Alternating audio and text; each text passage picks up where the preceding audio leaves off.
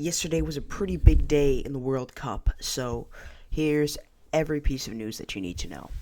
We had 4 matches yesterday from Group K and Group L, starting off with the first match, Portugal and DR Congo from 12 o'clock. And this was the most disappointing performance from Portugal. And I get it, you could say that it's the first game, but they tied with DR Congo. And if Portugal really is a favorite to win the World Cup, then they're not showing it in this game. Uh, it was horrible. Cristiano Ronaldo, one of the best players, the second best player of all time behind Lionel Messi, Cristiano Ronaldo. Some consider him the GOAT, and he had 0 chances all game for the full 90 minutes. And Portugal looked so incomplete, and they looked so inconsistent, and it felt like this national team just wasn't on the same level the entire game. It felt like they were all trying to do different things, and they weren't really working as a team. And they looked confused. They looked horrible. And the DR Congo, they played at their best, and their best is able to tie Portugal. But DR Congo never had a chance to win the World Cup. But Portugal does, and this performance was awful. And Cristiano Ronaldo getting 0 chances the whole game is awful. And this Portugal team should be absolutely furious. This was one of the worst performances, and Portugal, my confidence is just drained for Portugal. And João Neves opened early for Portugal, and Yoane Wissa equalized before the halftime in the extra time. And yeah, just very disappointing, very boring, just awful from Portugal, and it was not a fun watch for me.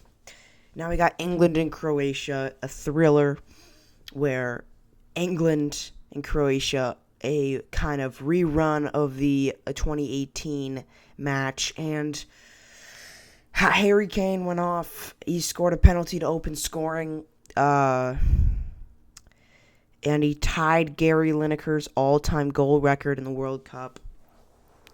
Jude Bellingham and Marcus Rashford added goals too. And Jude Bellingham and Harry Kane, this duo going in for Team England is absolutely incredible. And Croatia played awesome. And this just gives me confidence that these two are going to top the division. And I think Croatia can beat Ghana and Panama, which is the other teams in that group. I just think England is easily the best of the 4 teams. Obviously, they are just so electric. And this is one of the best teams. And they are 100% competing for the World Cup title this year. And, yeah, great game. And not that Croatia played bad. They had it 3-2 until, I think, possibly down to the final 10 minutes of the match when England closed the door and scored that other goal to make it 4-2. But the other game in that group, Ghana versus Panama, Caleb Urenki tapped in the dramatic 95th minute goal to win for Ghana, and to do it in extra time, awesome, in stoppage time. It came down to the wire. It was a 0-0 game, pretty even. Ghana, Panama, and that's what I'm saying. Croatia and England are going to be at the top of the division easily. And then the other matchup from Group K, Uzbekistan versus Colombia, and Colombia definitely conquered them 3-1, but Uzbekistan did get a goal, which is nice. And, the Uzbekistan team has a great defense, and but they were still able to score 3 goals from Daniel Munoz, Luis Diaz, and Juminton Campas.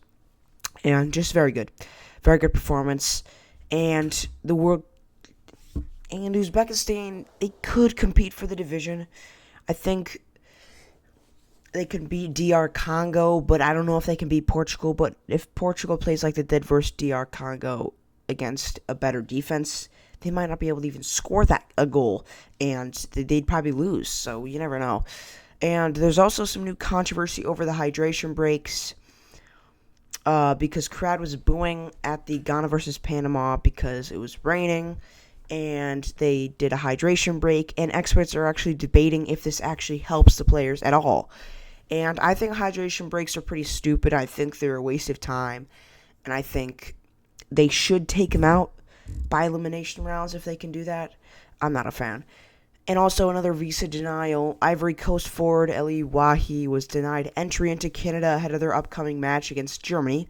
Wahi is currently under investigation in France for alleged League One betting manipulation.